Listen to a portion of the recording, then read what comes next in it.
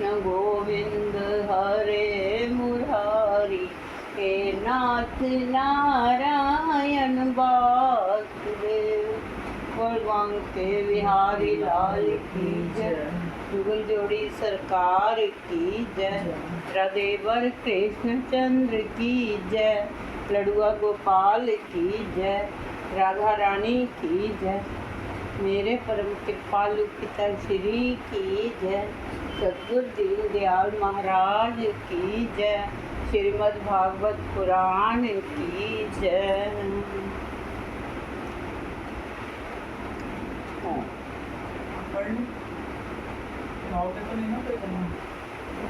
नहीं अब क्या उठना करना, अब कर लेंगे। छोड़ आइयो हरी दीदी को जब कहेगी। और कृष्णा मेरा सारा सामान बैग में डाल दिया बेटा, और वो भी रखती है।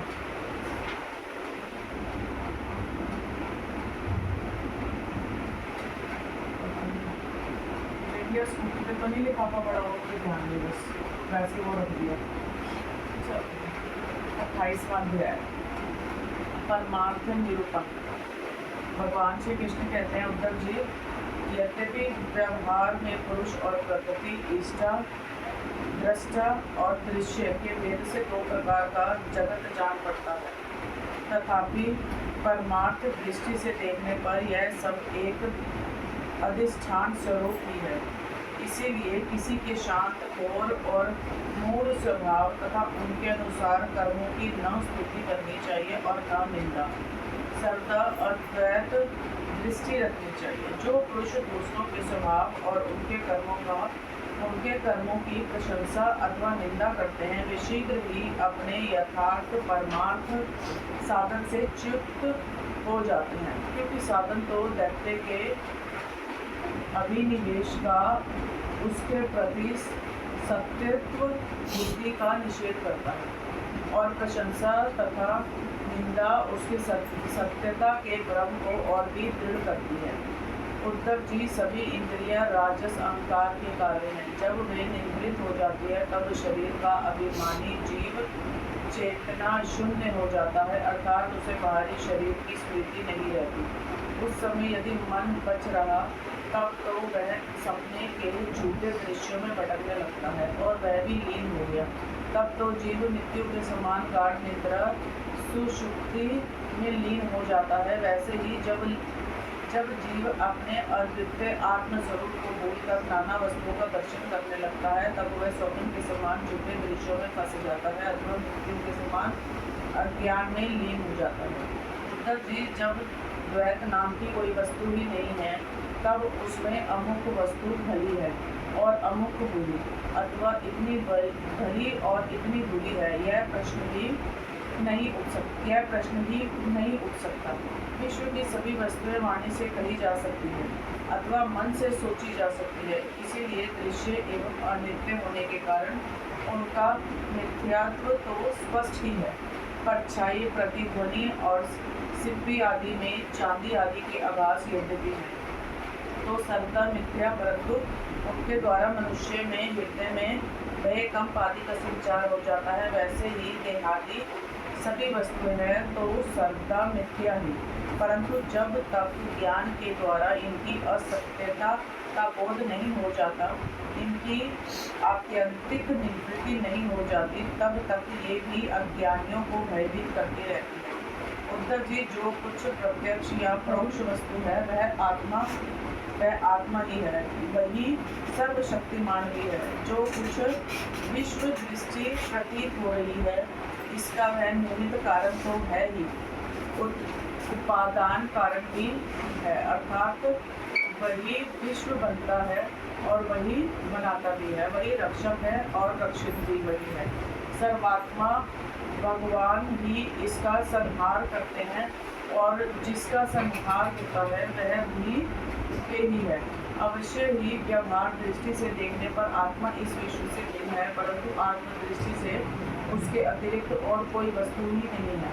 इसके अतिरिक्त जो कुछ प्रतीत हो रहा है, उसका किसी भी प्रकार निर्वचन नहीं किया जा सकता, और अनिर्वचनीय तो केवल आत्मस्वरूप ही है। इसीलिए आत्मा में आत्मा में सृष्टि, स्थिति, संहार अथवा अध्यात्म, अधिदैव और अधिभूत, ये तीन प्रकार की प्रकृतियां सर्वदा निर्मूल ही है, ना होने पर भी योगी प्रतीत हो रही है। यह सत्व, रज और तम के कारण प्रतीत होने वाली दृष्टा, दृश्य, दर्शन आदि की त्रिविधता माया का खेल है। उद्धव जी, तुमसे मैंने ज्ञान और विज्ञान की उत्तम स्थिति का वर्णन किया है। जो पुरुष मेरे इन वचनों का रहस्य जान लेता है, वह न तो किसी की प्रशंसा करता है और न निंदा। वह जगत में सूर्य के समान समभाव से विचरता रहता है। प्रत्यक्ष, अनुमान, शास्त्र और आत्मानुभूति आदि सभी प्रमाणों से यह सिद्ध है कि यह जगत उत्पत्ति विनाशशील होने के कारण अनित्य और असत्य है। यह बात जानकर जगत में असंग भाव से विचरना चाहिए। उद्धव जी ने पूछा, भगवान आत्मा है दृष्टा और देह है दृश्य। आत्मा स्वयं प्रकाश है और देह है जड़।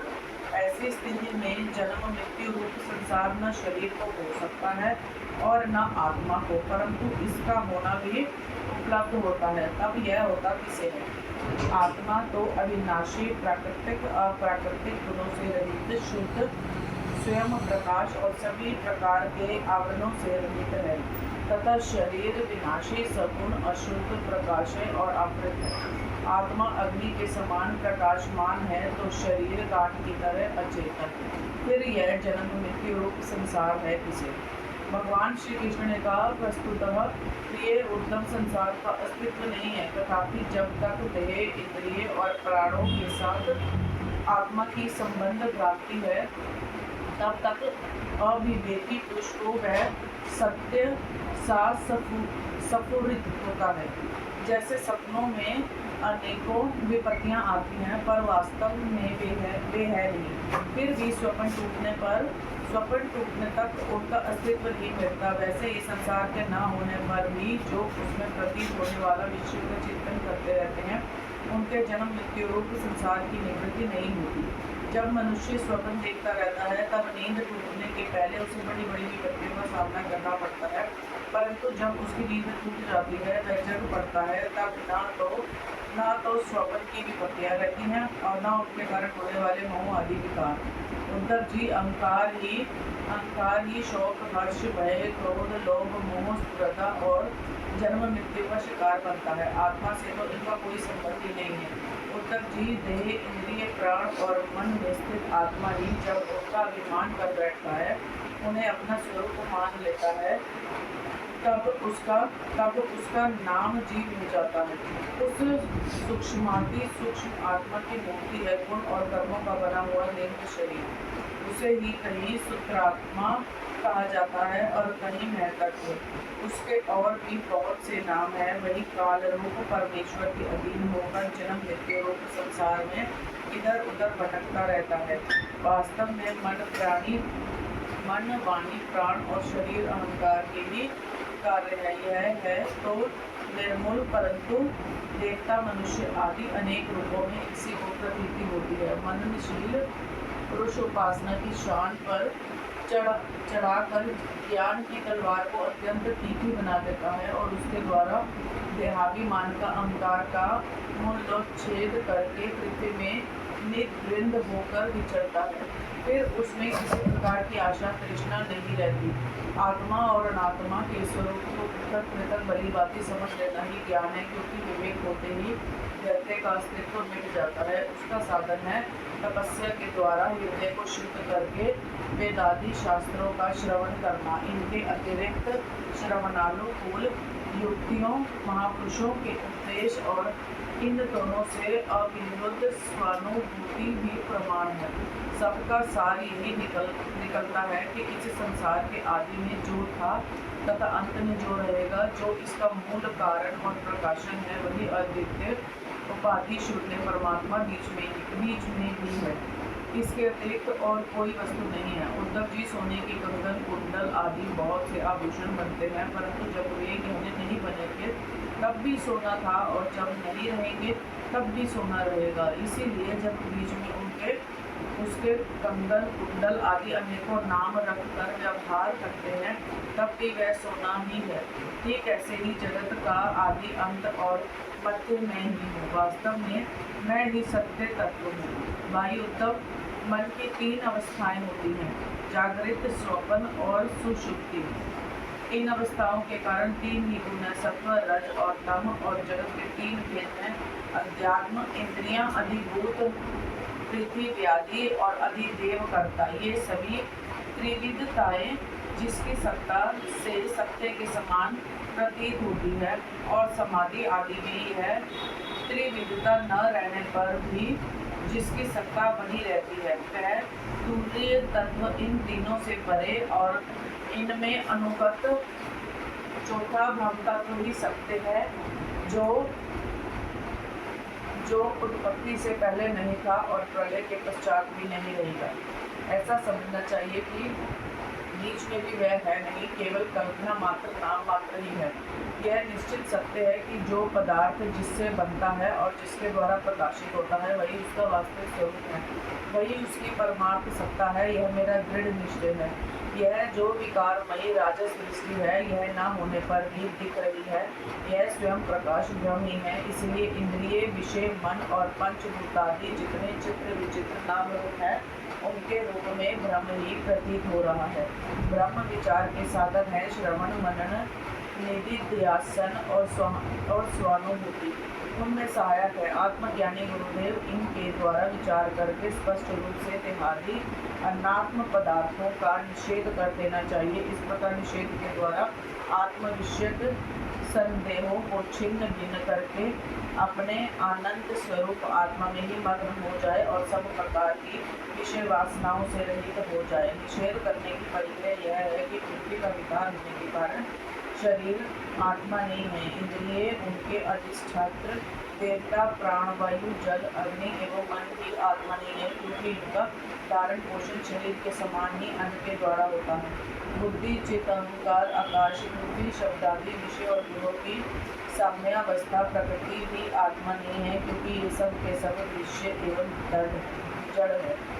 उद्धव जी, जिसे मेरे स्वरूप का भलीभांति ज्ञान हो गया है, उसकी प्रवृत्तियाँ और इंद्रियाँ आदि सम्मानित रहती हैं, तो उनसे लाभ क्या है, और यदि वे निक्षिप्त रहती हैं तो उनसे हानि भी क्या है, क्योंकि अंतःकरण और बाह्यकरण सभी गुणमय है और आत्मा से इनका कोई संबंध नहीं है। भला आकाश में बादलों के छा जाने अथवा तितर बितर हो जाने से सूर्य का क्या बनता बिगड़ता है। जैसे वायु आकाश को सुखा नहीं सकती, आग जला नहीं सकती, जल भिगो नहीं सकता, धूल धुएं मटमैला नहीं कर सकते और ऋतुओं के गुण गर्मी सर्दी आदि उसे प्रभावित नहीं कर सकते, क्योंकि ये सब माने जाने वाले शरीर भाव हैं। और आकाश इन सब का एक रस अधिष्ठान है। वैसे ही सत्व गुण, रजोगुण और तमो गुण की प्रवृत्तियाँ तथा कर्म अविनाशी आत्मा का स्पर्श नहीं कर पाते, वह तो इनसे सर्वदा परे है। इनके द्वारा तो केवल वही संसार में भटकता है जो इनमें अहंकार कर बैठता है। उत्तर जी, ऐसा होने पर भी तब तक इन माया निवृत्त गुणों और उनके कार्यों का संग सर्वदा त्याग देना चाहिए, जब तक मेरे सुदृढ़ भक्ति योग के द्वारा मन का रजोगुण रूप मल एकदम निकल ना जाए। उत्तर जी, जैसे भली भांति चिकित्सा न करने पर रोग का संपूर्ण नाश नहीं होता, वह बार बार उभर कर मनुष्य को सताया करता है, वैसे ही जिस मन की वासनाएं और कर्मों के संस्कार मिट नहीं गए हैं, जो स्त्री पुत्र आदि में आसक्त है, वह बार बार अधूरे योग को वेदता रहता है और उसे कई बार योग भ्रष्ट भी कर देता है। देवताओं के द्वारा प्रेरित शिष्य पुत्र आदि के द्वारा किए हुए विघ्नों से यदि कदाचित अधूरा योगी मार्गच्युत हो जाए तो भी वह अपने पूर्वाभ्यास के कारण पुनः योगाभ्यास में ही लग जाता है। कर्म आदि में उसकी प्रवृत्ति नहीं होती। उत्तर जी, जीव संसार आदि से प्रेरित होकर जन्म से लेकर मृत्यु पर्यंत कर्म में ही लगा रहता है और उनमें इष्ट अनिष्ट बुद्धि करके हर्ष विषाद आदि विकारों को प्राप्त होता रहता है। परंतु जो तत्व का साक्षात्कार कर लेता है, वह प्रकृति में स्थित रहने पर भी संस्कारानुसार कर्म होते रहने पर भी उनमें इष्ट अनिष्ट बुद्धि करके हर्ष विषाद आदि विकारों से युक्त नहीं होता, क्योंकि आनंद स्वरूप आत्मा के साक्षात्कार से उसके संसार संबंधी सभी आशा तृष्णाएं पहले ही नष्ट हो चुकी होती हैं। जो अपने स्वरूप में स्थित हो गया है उसे इस बात का भी पता नहीं रहता कि शरीर खड़ा है या बैठा है, चल रहा है या सो रहा है, मल मूत्र त्याग रहा है, भोजन कर रहा है अथवा कोई स्वाभाविक कर्म कर रहा है, क्योंकि उसकी वृत्ति तो आत्मस्वरूप में स्थित बाह्य कार्य कर रहती है, ब्रह्माकार रहती है। यदि ज्ञान पुरुष की दृष्टि में इंद्रियों के विविध बाह्य विषय जो कि असत है आते भी हैं, तो वह उन्हें अपने आत्मा से भिन्न नहीं मानता, क्योंकि वे युक्तियों, प्रमाणों और स्वानुभूति से सिद्ध नहीं होते हैं। जैसे नींद टूट जाने पर स्वप्न में देखे हुए और जागने पर तिरोहित हुए पदार्थों को कोई सत्य नहीं मानता, वैसे ही ज्ञानी पुरुष भी अपने से भिन्न लिए प्रतीयमान पदार्थों को सत्य नहीं मानते। उद्धव जी, इसका यह अर्थ नहीं है कि अज्ञानी ने आत्मा का त्याग कर दिया है, अज्ञानी उसको ग्रहण करता है। इसका तात्पर्य केवल इतना ही है कि अनेकों प्रकार के गुण और कर्मों से युक्त देह, इंद्रिय आदि पदार्थ पहले अज्ञान के कारण आत्मा से अभिन्न मान लिए गए थे, उनका विवेक नहीं था। अब आत्मदृष्टि होने पर अज्ञान और उसके कार्यों की निवृत्ति हो जाती है, इसीलिए अज्ञान की निवृत्ति ही अभीष्ट है। मृत्यों के द्वारा न तो आत्मा का ज्ञान ग्रहण हो सकता है और न त्याग। जैसे सूर्य उदय होकर मनुष्यों के नेत्रों के सामने से अंधकार का पर्दा हटा देते हैं, किसी नई वस्तु का निर्माण नहीं करते, वैसे ही मेरे स्वरूप का दृढ़ अपरोक्ष ज्ञान पुरुष के बुद्धिगत अज्ञान का आवरण नष्ट कर देता है। वह इंद्र रूप से किसी वस्तु का अनुभव नहीं कराता। उद्धव जी, आत्मा नित्य उपरोक्ष है, उसकी प्राप्ति नहीं करनी पड़ती, वह स्वयं प्रकाश है, उसमें अज्ञान आदि किसी प्रकार के विकार नहीं है, वह जन्म रहित है, अर्थात कभी किसी प्रकार भी वृत्ति में आरूढ़ नहीं होता, इसीलिए अप्रमेय है। ज्ञान आदि के द्वारा उसका संस्कार भी नहीं किया जा सकता। आत्मा में देश, काल और वस्तुकृत परिच्छेद न होने के कारण अस्तित्व, वृद्धि, परिवर्तन, हास्य और विनाश उसका स्पर्श भी नहीं कर सकते। सबकी और सब प्रकार की अनुभूतियाँ आत्मस्वरूप ही हैं। जब मन और वाणी आत्मा को अपना अविषय समझकर निवृत्त हो जाते हैं, तब वही सजातीय, विजातीय और स्वगत भेद से शून्य एक अद्वितीय रह जाता है। व्यवहार दृष्टि से उसके स्वरूप का वाणी और प्राण आदि के प्रवर्तक के रूप में निरूपण किया जाता है। उद्धव जी, अद्वितीय आत्म तत्व में अर्थहीन नामों के द्वारा विविधता मान लेना ही मन का भ्रम है, अज्ञान है। सचमुच यह बहुत बड़ा मोह है, क्योंकि अपने आत्मा के अतिरिक्त उस भ्रम का भी कोई अधिष्ठान नहीं है। अधिष्ठान सत्ता में अध्यस्त की सत्ता है ही नहीं, इसीलिए सब कुछ आत्मा ही है। बहुत से पंडिताभिमानी लोग ऐसा कहते हैं कि यह पांच भौतिक दैत्य विभिन्न नामों और रूपों के रूप में इंद्रियों के द्वारा ग्रहण किया जाता है, इसलिए सत्य है। परंतु यह तो अर्थहीन वाणी का आडंबर मात्र है, क्योंकि तत्वतः तो इंद्रियों की पृथक सत्ता ही सिद्ध नहीं होती, फिर वे किसी को प्रमाणित कैसे करेगी। उद्धव जी, यदि योग साधना पूर्ण होने के पहले ही किसी साधक का शरीर रोग आदि उपद्रवों से पीड़ित हो, तो उसे इन उपायों का आश्रय कर लेना चाहिए। गर्मी, ठंडक आदि को चंद्रमा, सूर्य आदि की धारणा के द्वारा, वात आदि रोगों को वायु धारणा युक्त आसनों के द्वारा और ग्रह संप्राधिकृत विघ्नों को तपस्या, मंत्र और औषधि के द्वारा नष्ट कर डालना चाहिए। काम, क्रोध आदि विघ्नों को मेरे चिंतन और नाम संकीर्तन आदि के द्वारा नष्ट करना चाहिए तथा पतन की ओर ले जाने वाले दंभ, मद आदि विघ्नों को धीरे धीरे महापुरुषों की सेवा के द्वारा दूर कर देना चाहिए। कोई मनस्वी योगी विविध उपायों के द्वारा इस शरीर को सुदृढ़ और युवावस्था में स्थिर करके फिर आदि सिद्धियों के लिए योग साधन करते हैं, परंतु बुद्धिमान पुरुष ऐसे विचार का समर्थन नहीं करते, क्योंकि यह तो एक व्यर्थ प्रयास है। वृक्ष में लगे हुए फल के समान इस शरीर का नाश तो अवश्य भावी है। यदि कदाचित बहुत दिनों तक निरंतर और आदरपूर्वक योग साधना करते रहने पर शरीर सुदृढ़ भी हो जाए, तब भी बुद्धिमान पुरुष को अपनी साधना छोड़कर उतने में ही संतोष नहीं कर लेना चाहिए।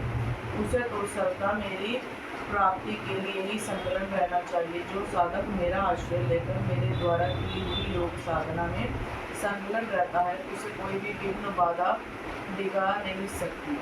उसकी सारी कामनाएं नष्ट हो जाती हैं और वह आत्मानंद की अनुभूति में मग्न हो जाता है। 29वां अध्याय भागवत धर्मों का निरूपण और उद्धव जी का बद्री का श्रम ग्रहण।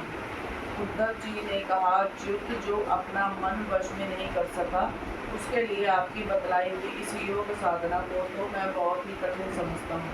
अतः अब आप कोई ऐसा सरल और सुगम साधन बतलाइए जिससे मनुष्य अनायास ही परम पद प्राप्त कर सके। कमल नयन, आप जानते हैं कि अधिकांश योगी जब अपने मन को एकाग्र करने लगते हैं, तब वे बार बार चेष्टा करने पर भी सफल न होने के कारण हार मान लेते हैं और उसे वश में न कर पाने के कारण दुखी हो जाते हैं।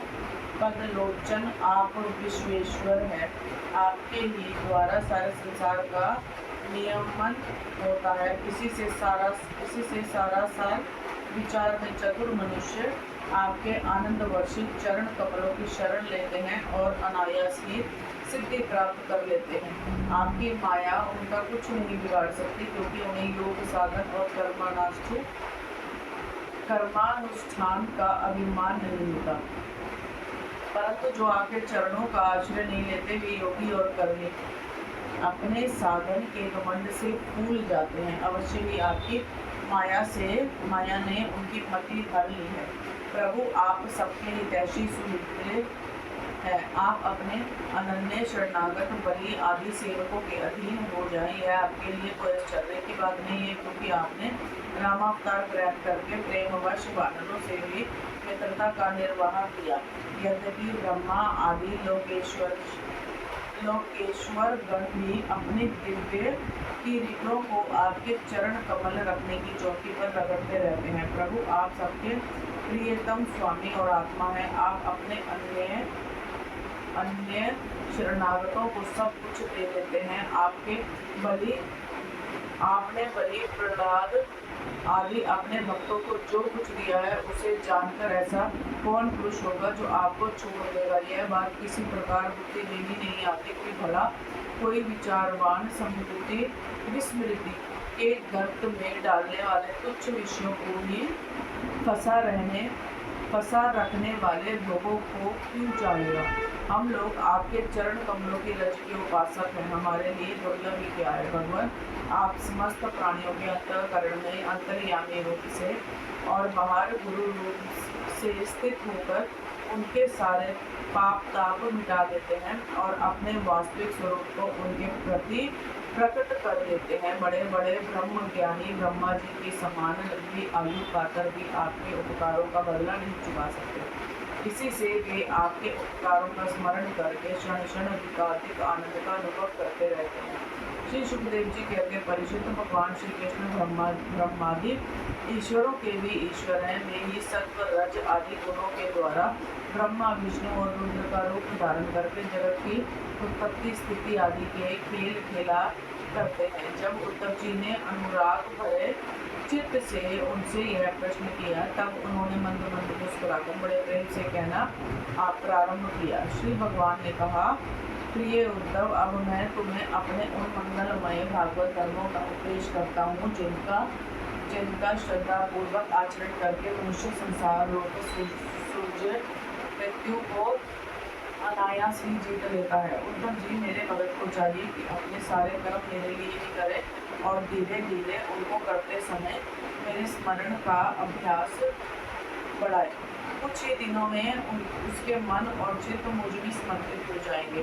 उसके मन और आत्मा मेरे ही धर्मों में रम जाएंगे। मेरे भक्त साधु जन जिन पवित्र स्थानों में निवास करते हो उन्हीं में रहें, और देवता, असुर और मनुष्यों में जो मेरे अनन्य भक्त हो उनके आचरणों का अनुसरण करें। पर्व के अवसरों पर सबके साथ मिलकर अथवा अकेला ही नृत्य, गान, वाद आदि महाराजोचित ठाट बाट से मेरी यात्रा आदि के महोत्सव करें। सुशांत करण पुरुष आकाश के समान 12 और भीतर परिपूर्ण एवं आवरण शून्य मुझ परमात्मा को ही समस्त प्राणियों और अपने में स्थित देखे।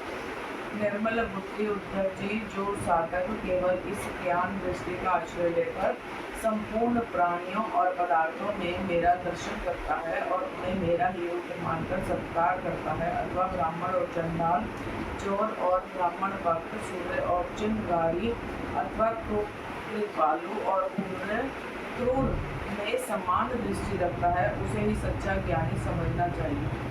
जब निरंतर सभी नर नारियों में मेरी ही भावना की जाती है, तब थोड़े ही दिनों में साधक के चित्त से सर्वदा ईर्ष्या, तिरस्कार और अहंकार आदि दोष दूर हो जाते हैं। अपने ही लोग यदि हंसी करें तो करने दें, पर उनकी परवाह न करें। मैं अच्छा हूँ, वह बुरा है, ऐसी देह दृष्टि को और लोक लज्जा को छोड़ दें और कुत्ते, चंडाल को एवं हरे को भी पृथ्वी पर गिरकर साष्टांग दंडवत प्रणाम करें। जब तक समस्त प्राणियों में मेरी भावना, भगवत भावना ना होने लगे, तब तक इस प्रकार से मन, वाणी और शरीर के सभी संकल्पों और कर्मों द्वारा मेरी उपासना करता रहे।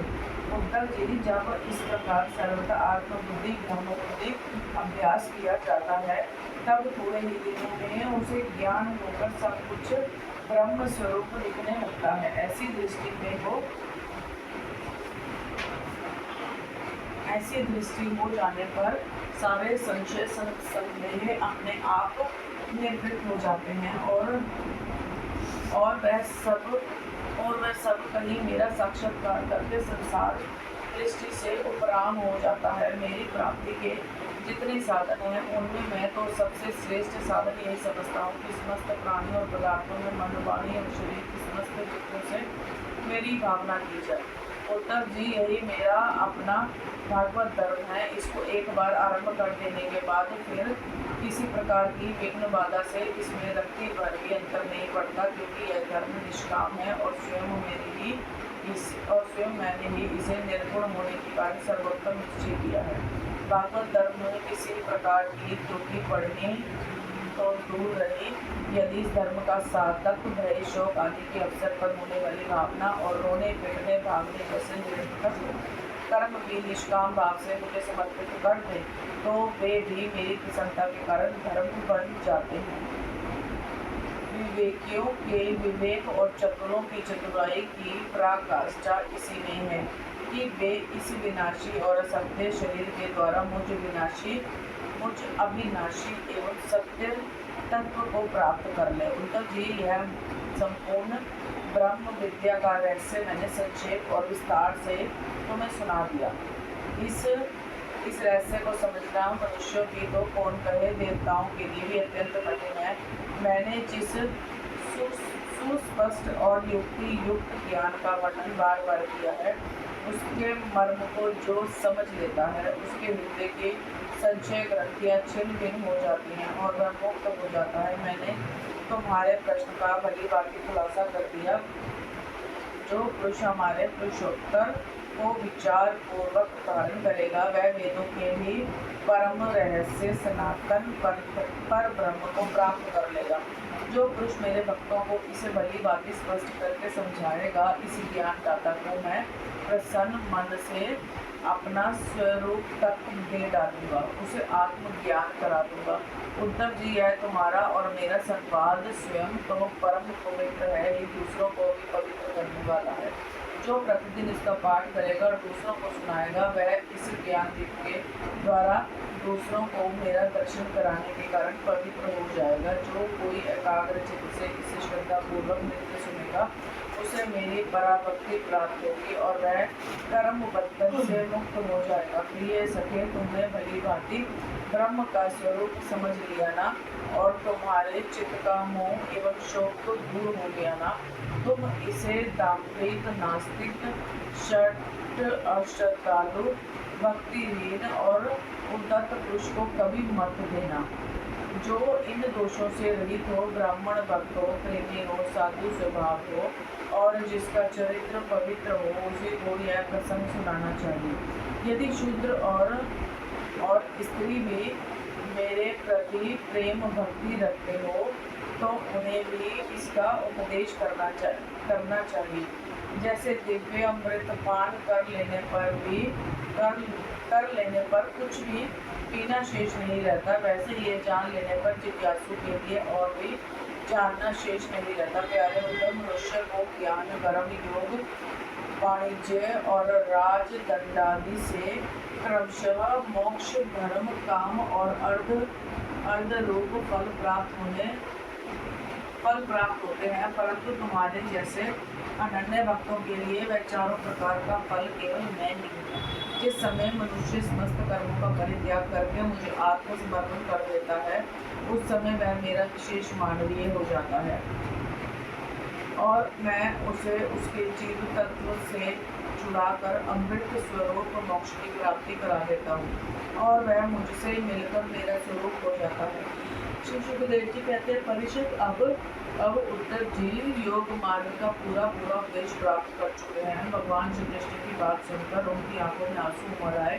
प्रेम की बात से गला रुध गया, चुपचाप हाथ जोड़े रह गए और वाणी से कुछ बोला ना गया।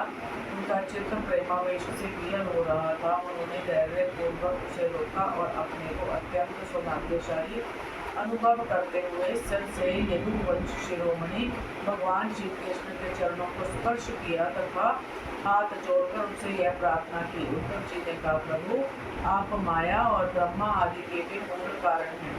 मैं मोह के महान अंधकार में भटक रहा था। आपके सत्संग से वह सदा के लिए भाग गया। भला जो अग्नि के पास पहुंच गया, उसके सामने क्या शीत अंधकार और उसके कारण होने वाला भय ठहर सकते हैं। भगवान, आपकी मोहिनी माया ने मेरा ज्ञान दीप छीन लिया था, परंतु आपने कृपा करके वह फिर अपने सेवक को लौटा दिया। आपने मेरे ऊपर महान अनुग्रह की वर्षा की है। ऐसा कौन होगा जो आपके इस कृपा प्रसाद का अनुभव करके भी आपके चरण कमलों की शरण छोड़ दे और किसी दूसरे का सहारा ले। आपने अपनी माया से दृष्टि वृद्धि के लिए दाशराही, वशनी, अंधक और सात्वत वंशी यादवों के साथ मुझे सुदृढ़ स्नेह पाश से बांध दिया था। आज आपने आत्मबोध की तीखी तलवार से उस बंधन को अनायास ही काट डाला। महायोगेश्वर, मेरा आपको नमस्कार है। अब आप कृपा करके मुझे शरणागत को ऐसी आज्ञा दीजिए जिससे आपके चरण कमलों में मेरी अनन्य भक्ति बनी रहे। भगवान श्री कृष्ण का, उद्धव जी अब तुम मेरी आज्ञा से बदरी वन में चले जाओ। वह मेरा ही आश्रम है। वहाँ मेरे चरण कमलों के दोवन गंगा जल का स्नान पान के द्वारा सेवन करके तुम पवित्र हो जाओगे। अलकनंदा के दर्शन मात्र से तुम्हारे सारे पाप ताप नष्ट हो जाएंगे। प्रिय उद्धव, तुम महावृक्षों की छाल पहनना, वन के कंद मूल फल खाना और किसी भोग की अपेक्षा न रखकर निष्क्रिय वृत्ति से अपने आप में मस्त रहना। सर्दी गर्मी दुख सुख जो कुछ आ पड़े उसे सम रहकर सहना, स्वभाव सौम्य रखना, इंद्रियों को वश में रखना, चित्त शांत रहे, बुद्धि समाहित रहे और तुम स्वयं मेरे स्वरूप के ज्ञान और अनुभव में डूबे रहना। मैंने तुम्हें जो कुछ शिक्षा दी है उसका एकांत में विचार पूर्वक अनुभव करते रहना। अपनी वाणी और चित्त मुझ में ही लगाए रखना और मेरे बतलाए हुए भगवत कर्म में प्रेम में रम जाना। अंत में तुम गुण और उनसे संबंध रखने वाली गतियों को पार करके उनसे परे मेरे परमार्थ स्वरूप में मिल जाओगे। श्री सुखदेव जी कहते हैं, परीक्षित, भगवान श्री कृष्ण की स्वरूप का ज्ञान संसार के भेद ब्रह्म को छिन्न भिन्न कर देता है। जब उन्होंने स्वयं उद्धव जी को ऐसा उपदेश किया तो उन्होंने उनकी परिक्रमा की और उनके चरणों पर सिर रख दिया। इसमें संदेह नहीं कि उद्धव जी संयोग वियोग से होने वाले सुख दुख के जोड़े से परे थे, क्योंकि वे भगवान के निद्वंद चरणों की शरण ले चुके थे। फिर भी वहां से चलते समय उनका चित्त प्रेमावेश से भर गया। उन्होंने अपने नेत्रों की झड़ती हुई अश्रु धारा से भगवान के चरण कमलों को भिगो दिया। परीक्षित भगवान के प्रति प्रेम करके उसका त्याग करना संभव नहीं है। उन्हीं के वियोग की कल्पना से उद्धव जी कातर हो गए। उनका त्याग करने में समर्थ न हुए, बार बार विहल होकर मूर्छित होने लगे। कुछ समय के बाद उन्होंने भगवान श्री कृष्ण के चरणों की पादुकाएं अपने सर पर रख ली और बार बार भगवान के चरणों में प्रणाम करके वहां से प्रस्थान किया। भगवान के परम प्रेमी भक्त उद्धव जी हृदय में उनकी दिव्य छवि धारण किए बद्री का आश्रम पहुंचे और वहां उन्होंने तपोमय जीवन व्यतीत करते जगत के एकमात्र हितैषी भगवान श्री कृष्ण के उपदेश अनुसार उनके स्वरूप भूत परम गति प्राप्त की। भगवान शंकर आदि योगेश्वर भी सच्चिदानंद स्वरूप भगवान श्री कृष्ण के चरणों की सेवा किया करते हैं। उन्होंने स्वयं श्री मुख से अपने परम प्रेमी भक्त उद्धव के लिए इस ज्ञानामृत का वितरण किया। वह ज्ञानामृत आनंद महासागर का सार है। जो श्रद्धा के साथ इसका सेवन करता है वह तो मुक्त हो ही जाता है। उसके संग से सारा जगत मुक्त हो जाता है। परीक्षित जैसे मोरा विभिन्न पुरुषों से उनका सार मधु संग्रह कर लेता है, वैसे ही स्वयं वेदों को प्रकाशित करने वाले भगवान श्री कृष्ण ने भक्तों को संसार से मुक्त करने के लिए यह ज्ञान और विज्ञान का सार निकाला है। उन्हीं ने जरा रोगादि भय की निवृत्ति के लिए क्षीर समुद्र से अमृत भी निकाला था तथा इन्हें क्रमशः अपने निवृत्ति मार्गी और प्रवृत्ति मार्गी भक्तों को पिलाया। वे भी पुरुषोत्तम भगवान श्री कृष्ण सारे जगत के मूल कारण है। मैं उनके चरणों में नमस्कार करता हूँ। 30वां अध्याय यदुकुल का संहार। राजा परीक्षित ने पूछा, भगवान जब महाभारत उद्धव जी बद्री वन को चले गए तब भूप भावन भगवान श्री कृष्ण ने द्वारका में क्या लीला रची। प्रभु यदुवंश शिरोमणि भगवान श्री कृष्ण ने अपने कुल के ब्रह्मशापग्रस्त होने पर सबके नेत्रादि इंद्रियों के परम प्रिय अपने दिव्य श्री विग्रह की लीला का संवरण कैसे किया। भगवान जब स्त्रियों के नेत्र उनके श्री विग्रह में लग जाते हैं तब वे उन्हें वहां से हटाने में असमर्थ हो जाते हैं। तब जब संत पुरुष उनकी रूप माधुरी का वर्णन सुनते हैं तब वह श्री विग्रह कानों के रास्ते प्रवेश करके उनके चित्त में गड़ सा जाता है। वहां से हटना नहीं जानता। उसकी शोभा कवियों की काव्य रचना में अनुराग का रंग भर देती है और उनका सम्मान बढ़ा देती है। इसके संबंध में तो कहना ही क्या है। महाभारत युद्ध के समय जब वे हमारे दादा अर्जुन के रथ पर बैठे हुए थे उस समय जिन योद्धाओं ने उसे देखते देखते शरीर त्याग दिया उन्हें सारूप्य मुक्ति मिल गई। उन्होंने अपना ऐसा अद्भुत श्री विग्रह किस प्रकार अंतर्ध्यान किया। श्री सुखदेव जी कहते हैं, परीक्षित जब भगवान श्री कृष्ण ने देखा कि आकाश पृथ्वी और अंतरिक्ष में बड़े बड़े उत्पाद अशकुन हो रहे हैं तब उन्होंने सुधर्मा सभा में उपस्थित सभी यदुवंशियों से यह बात कही। श्रेष्ठ यदुवंशियों, यह देखो द्वारका में बड़े बड़े भयंकर उत्पाद होने लगे हैं। ये साक्षात यमराज की ध्वजा की समान हमारे महान अनिष्ट के सूचक है। अब हमें यहाँ घड़ी दो घड़ी भी नहीं ठहरना चाहिए। स्त्रियाँ बच्चे और बूढ़े यहाँ से शंखो द्वार क्षेत्र में चले जाएं और हम लोग प्रभास क्षेत्र में चले। आप सब जानते हैं कि वहाँ सरस्वती पश्चिम की ओर बहकर समुद्र में जा मिली है। वहाँ हम स्नान करके पवित्र होंगे, उपवास करेंगे और एकाग्रचित्त से स्नान एवं चंदन आदि सामग्रियों से देवताओं की पूजा करेंगे। वहाँ स्वस्ति वाचन के बाद हम लोग को भूमि, सोना, वस्त्र, हाथी, घोड़े, रथ और घर आदि के द्वारा महात्मा ब्राह्मणों का सत्कार करेगी। यह विधि सब प्रकार के मंगलों का नाश करने वाली और परम मंगल की चरणीय है। श्रेष्ठ यदुवंशियों, देवता, ब्राह्मण और गौओं की पूजा ही प्राणियों के जन्म का परम लाभ है। परीक्षित, सभी वृद्ध यदुवंशियों ने भगवान श्री कृष्ण की यह बात सुनकर तथास्तु कहकर उसका अनुमोदन किया और तुरंत नौकाओं से समुद्र पार करके रथों द्वारा प्रभास क्षेत्र की यात्रा की। वहां पहुंचकर यादवों ने यदुवंश शिरोमणि भगवान श्री कृष्ण के आदेशानुसार बड़ी श्रद्धा और भक्ति से शांति पाठ आदि तथा और भी सब प्रकार के मंगल कृत्य किए। यह सब तो उन्होंने किया, परंतु देव ने उनकी बुद्धि हर ली और वे उस मैरयत नामक मदिरा का पाठ करने लगे, जिसके नशे से बुद्धि भ्रष्ट हो जाती है। वह पीने में तो अवश्य मीठी लगती है, परंतु परिणाम में सर्वनाश करने वाली है। उस तीव्र मदिरा के पान से सबके सब उन्मत्त हो गए और वे घमंडी वीर एक दूसरे से लड़ने झगड़ने लगे। सच पूछो तो श्री कृष्ण की माया से वे मोड़ हो रहे थे। उस समय वे क्रोध से भरकर एक दूसरे पर आक्रमण करने लगे और धनुष, बाण, तलवार, भाले, गदा, तोमर और सृष्टि आदि अस्त्र शस्त्रों से वहां समुद्र तट पर ही एक दूसरे से भिड़ गए।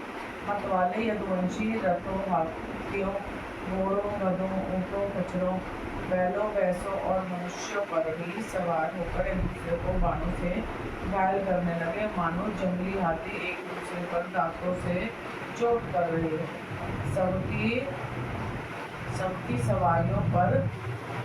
सवारियों पर ध्वजाएं फहरा रही थी। पैदल सैनिक भी आपस में उलझ रहे थे। प्रद्युम्न सांब से क्रूर बोझ से अनिरुद्ध सात्यकी से सुभद्र, संग्रामजीत से भगवान श्री कृष्ण के भाई गद उसी नाम के उनके पुत्र से और सुमित्र सूरज से युद्ध करने लगे। ये सभी बड़े भयंकर योद्धा थे और क्रोध में भरकर एक दूसरे का नाश करने पर भी तुल गए थे।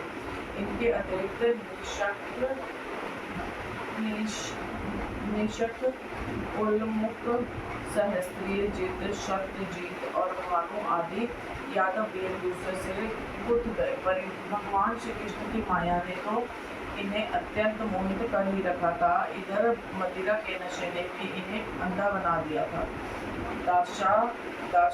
दशरहा, वशनी, अंधक, भोज, सात्वक, मधु, अवरुद्ध, माथुर, शूरसेन, विसर्जन, कुकर और कुर्ती आदि बच्चों के लोग सौहार्द और प्रेम को भुलाकर आपस में मार काट करने लगे। मोक्ता, वश, पुत्र पिता का, भाई भाई का, बाचा मामा का, नाती नाना का, मित्र मित्र का, सुहृदय का, चाचा भतीजे का और तथा एक गोत्र वाले आपस में एक दूसरे का खून करने लगे।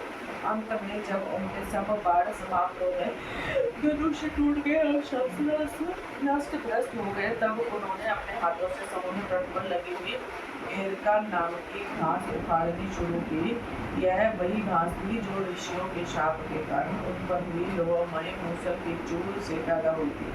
ए राजन, उनके हाथों में आते ही वह घास वज्र के समान कठोर मुद्गरों के रूप में परिणत हो गई।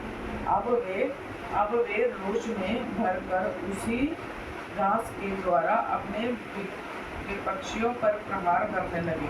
भगवान श्री कृष्ण ने उन्हें मना किया तो उन्होंने उनको और बलराम जी को भी अपना शत्रु समझ लिया। उन आत्याइयों की बुद्धि ऐसी मोड़ हो रही थी कि वे उन्हें मारने के लिए उनकी ओर दौड़ पड़े। कुरुनंदन, अब भगवान श्री कृष्ण और बलराम जी भी क्रोध में भरकर युद्ध भूमि में इधर उधर विचरने और मुट्ठी की मुट्ठी एरका घास उखाड़ कर उन्हें मारने लगे। एरका घास की मुट्ठी ही मुद्गर के समान चोट करती थी।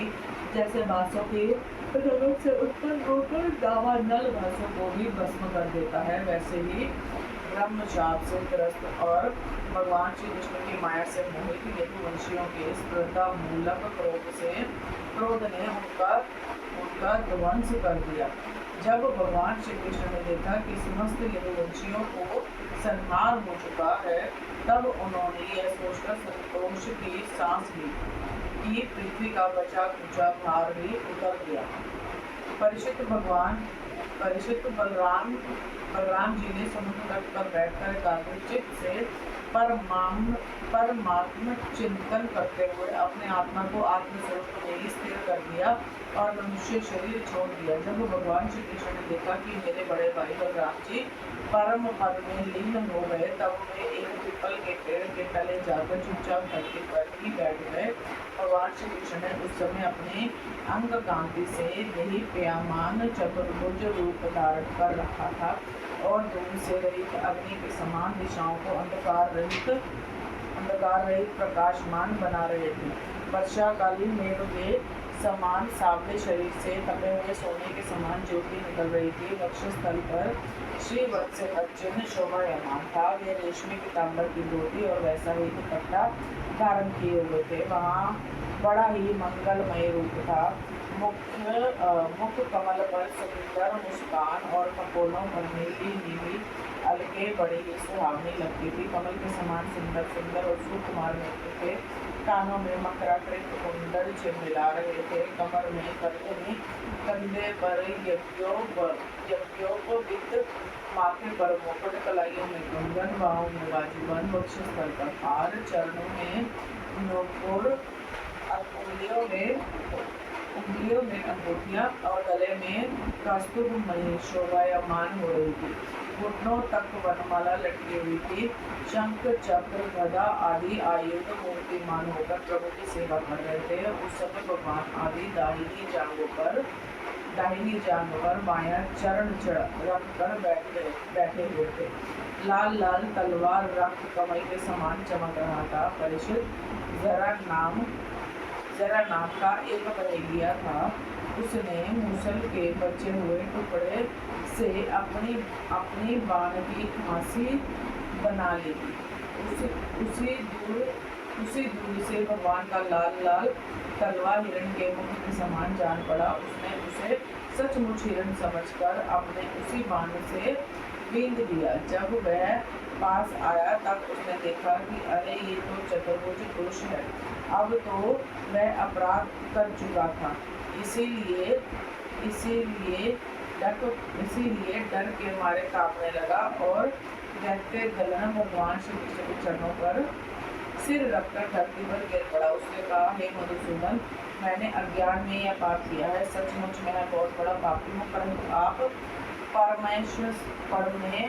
परमेश्वरी और निर्विकार है। आप कृपा करके मेरा अपराध क्षमा कीजिए। सर्वव्यापक सर्वशक्तिमान प्रभु महात्मा लोग कहा करते हैं कि आपके स्मरण मात्र से मनुष्यों का अज्ञानांधकार नष्ट हो जाता है। बड़े खेद की बात है कि मैंने स्वयं आपका ही अनिष्ट कर दिया। वैकुंठनाथ में निरपराध हिरणों को मारने वाला महापापी है। आप मुझे अभी मार डालिए, क्योंकि मर जाने पर मैं फिर कभी आप जैसे महापुरुषों का ऐसा अपराध न करूँगा। भगवान संपूर्ण विद्याओं के पारदर्शी ब्रह्मा जी और उनके पुत्र रुद्र आदि भी आपकी योग माया का विलास नहीं समझ पाते, क्योंकि उनकी दृष्टि भी आपकी माया से आवृत है। ऐसी अवस्था में हमारे जैसे पाप योनि लोग उसके विषय में कह ही क्या सकते हैं। भगवान श्री कृष्ण ने कहा, हे जरे तू डर मत उठ, यह तो तूने मेरे मन की बात की है। जा, मेरी आज्ञा से तू उस स्वर्ग में निवास कर जिसकी प्राप्ति बड़े बड़े पुण्यवानों को होती है। श्री सुखदेव जी कहते हैं, परीक्षित, भगवान श्री कृष्ण को अपनी इच्छा से शरीर धारण करके जब उन्होंने जरा व्याध को यह आदेश दिया, तब उसने उनकी 3 बार परिक्रमा की, नमस्कार किया और विमान पर सवार होकर स्वर्ग को चला गया। भगवान श्री कृष्ण का सारथी दारुक उनके स्थान का पता लगाता हुआ उनके द्वारा धारण किए हुए तुलसी की गंध से युक्त वायु सूंघकर और उससे उनके होने का अनुमान लगाकर सामने की ओर गया। दारुक ने वहां जाकर देखा कि भगवान श्री कृष्ण पीपल के वृक्ष के नीचे आसन लगाए बैठे हैं। असहाय तेज वाले आयुध मूर्तिमान होकर उनकी सेवा में संलग्न है, उन्हें देखकर दारुक के हृदय में प्रेम की बाढ़ आ गई। नेत्रों से आंसू की धारा बहने लगी। वैरक्ति से कूद कर भगवान के चरणों पर गिर पड़ा। उसने भगवान से प्रार्थना की, प्रभु रात्रि के समय चंद्रमा के अस्त हो जाने पर राह चलने वालों की जैसी दशा हो जाती है, आपके चरण कमलों का दर्शन न पाकर मेरी भी वैसी ही दशा हो गई है। मेरी दृष्टि नष्ट हो गई है, चारों ओर अंधकार छा गया है। अब ना तो मुझे दिशाओं का ज्ञान है और ना मेरे हृदय में शांति है। परीक्षित अभी दारुक इस प्रकार कह ही रहा था कि उसके सामने ही भगवान का गरुड़ ध्वज पताका और घोड़ों के साथ आकाश में उड़ गया। उसके पीछे पीछे भगवान के दिव्य आयुध भी चले गए। यह सब देखकर दारुक के आश्चर्य की सीमा न रही। जब भगवान ने उससे कहा, दारुक अब तुम द्वारका चले जाओ और वहाँ यदुवंशियों के परस्पर संहार, भैया बलराम जी की परम गति और मेरे स्वधाम गमन की बात कहो। मुझसे कहना कि अब तुम लोगों को अपने परिवार वालों के साथ द्वारका में नहीं रहना चाहिए। मेरे न रहने पर समुद्र उस नगरी को डुबो देगा। सब लोग अपनी अपनी धन संपत्ति कुटुंब और मेरे माता पिता को लेकर अर्जुन के संरक्षण में इंद्रप्रस्थ चले जाएं। दारुक तुम मेरे द्वारा उपदृष्ट भागवत धर्म का आश्रय लो और ज्ञान निष्ठ होकर सबकी अपेक्षा कर लो तथा इस दृश्य को मेरी माया की रचना समझकर शांत हो जाओ। भगवान का यह आदेश पाकर दारुक ने उनकी परिक्रमा की और उनके चरण कमल अपने सर पर रखकर बार बार प्रणाम किया। तदंतर वह उदास मन से द्वारका के लिए चल पड़ा। 31वां अध्याय। श्री भगवान का स्वधाम कवर। श्री सुखदेव जी कहते हैं, परीक्षित दारुक के चले जाने पर ब्रह्मा जी, शिव पार्वती, इंद्रादि लोकपाल, मिर्ची आदि प्रजापति, बड़े बड़े ऋषि, मुनि, पितर, सिद्ध, गंधर्व, विद्याधर, नागचारण, यक्ष, राक्षस, किन्नर, अप्सराएं तथा गरुड़ लोगों के विभिन्न पक्षी अथवा मैत्रेय आदि ब्राह्मण भगवान श्री कृष्ण के परम धाम प्रस्थान को देखने के लिए बड़ी उत्सुकता से वहां आए। वे सभी भगवान श्री कृष्ण के जन्म और लीलाओं का गान अथवा वर्णन कर रहे थे। उनके विमानों से सारा आकाश बरसा गया था। वे बड़ी भक्ति से भगवान पर पुष्पों की वर्षा कर रहे थे। सर्वव्यापक भगवान श्री कृष्ण ने ब्रह्मा जी और अपने विभूति स्वरूप देवताओं को देखकर अपने आत्मा को स्वरूप में स्थित किया और कमल के समान नेत्र बंद कर लिए। भगवान का शिव विग्रह उपासकों के ध्यान और कामना का मंगलमय आधार और समस्त लोगों के लिए परम रमणीय आश्रय है। इसलिए उन्होंने योगियों के समान अग्नि देवता संबंधी योग धारणा के द्वारा उसको जलाया नहीं, सब शरीर अपने धाम में चले गए। उस समय स्वर्ग में नगाड़े बजने लगे और आकाश से पुष्पों की वर्षा होने लगी। परीक्षित भगवान श्री कृष्ण के पीछे पीछे श्लोक से सत्य, धर्म, धैर्य, कीर्ति और श्री देवी भी चली गई। भगवान श्री कृष्ण की गति मन और वाणी के परे है। तभी तो जब भगवान अपने धाम में प्रवेश करने लगे तब ब्रह्मादि देवता भी उन्हें न देख सके। इस घटना से उन्हें बड़ा ही विस्मय हुआ। जैसे बिजली एक मंडल को छोड़कर जब आकाश में प्रवेश करती है तब मनुष्य उसकी चाल नहीं देख पाते, वैसे ही बड़े बड़े देवता भी श्री कृष्ण की गति के संबंध में कुछ न जान सके। ब्रह्मा जी और भगवान शंकर आदि देवता भगवान की यह परम योगमयी गति देखकर बड़े विस्मय के साथ उसकी प्रशंसा करते अपने अपने लोक में चले गए। परीक्षित जैसे नट अनेकों प्रकार के स्वाग बनाता है परंतु रहता है उन सबसे निर्लेप, वैसे ही भगवान का मनुष्यों के समान जन्म लेना, लीला करना और फिर उसे संवरण कर लेना उनकी माया का विलास मात्र है, अभिनय मात्र है। वे स्वयं ने इस जगत की सृष्टि करके इसमें सर्वेश करके विहार करते हैं और अंत में संहार लीला करके अपने अनंत महिमामय स्वरूप में ही स्थित हो जाते हैं। साथ ही मनी गुरु का पुत्र यमपुरी चला गया था परंतु उसे वे मनुष्य शरीर के साथ लौटा लाए। तुम्हारा ही शरीर ब्रह्म शस्त्र से जल चुका था, परंतु उन्होंने तुम्हें जीवित कर दिया। वास्तव में उनकी शरणागत वत्सल्यता ऐसी ही है। और तो क्या करूं, उन्होंने कालों के महाकाल भगवान शंकर को भी युद्ध में जीत लिया और अत्यंत अपराधी अपने शरीर पर ही प्रहार करने वाले व्याध को भी संदिग्ध स्वर्ग भेज दिया। ये परिचित ऐसी स्थिति में क्या वे अपने शरीर को सदा के लिए यहाँ नहीं रख सकते थे? अवश्य ही रख सकते थे। यद्यपि भगवान श्री कृष्ण संपूर्ण जगत की स्थिति, उत्पत्ति और संहार के निक्षेप कारण और संपूर्ण शक्तियों के धारण करने वाले हैं, तथापि उन्होंने अपने शरीर को इस संसार में बचा रखने की इच्छा नहीं की। इससे उन्होंने यह दिखाया कि इस मनुष्य शरीर से मुझे क्या प्रयोजन है। आत्मनिष्ठ पुरुषों के लिए यही आदर्श है कि वे शरीर रखने की चेष्टा ना करें। जो पुरुष प्रातःकाल उठकर भगवान श्री कृष्ण के परम धाम गमन की इस कथा का आग्रता और भक्ति के साथ कीर्तन करेगा, उसे भगवान का वही सर्वश्रेष्ठ परम पद प्राप्त होगा। इधर दारुक भगवान श्री कृष्ण के विरह से व्याकुल होकर द्वारका और वसुदेव जी तथा अग्रसेन के चरणों पर गिर कर उन्हें आंसुओं से भिगोने लगा। परीक्षित उसने अपने को संभालकर यदुवंशियों के विनाश का पूरा विवरण कह सुनाया। उसे सुनकर लोग बहुत ही दुखी हुए और मारे शोक के मोक्षित हो गए। भगवान श्री कृष्ण के वियोग से वियल होकर वे लोग सिर पीटते हुए तुरंत पहुँचे जहाँ उनके भाई बंधु निष्प्राण होकर पड़े हुए थे। देवकी, रोहिणी और वसुदेव जी अपने प्यारे पुत्र श्री कृष्ण और बलराम को न देखकर शोक की पीड़ा से बेहोश हो गए। उन्होंने भगवदीय से व्याकुल होकर वहीं अपने प्राण छोड़ दिए। स्त्रियों ने अपने पतियों की शव पहचान कर उन्हें हृदय से लगा लिया और उनके साथ चिता पर बैठकर बस हो गए। बलराम जी की पत्नियां उनके शरीर को, वसुदेव जी की पत्नियां उनके शव को और भगवान के पुत्र व्रत में अपने पतियों की लाशों को लेकर अग्नि में प्रवेश कर गई। भगवान श्री कृष्ण की रुक्मिणी आदि पटरानियां उनके ध्यान में मग्न होकर अग्नि में प्रविष्ट हो गई।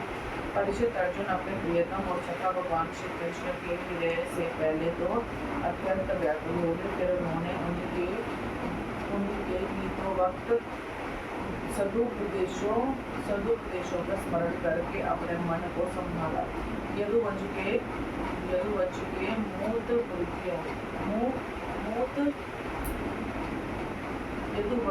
के मृत व्यक्तियों में जिनकी कोई पिंड देने वाला न था, उनका श्राद्ध अर्जुन ने विधि पूर्वक करवाया।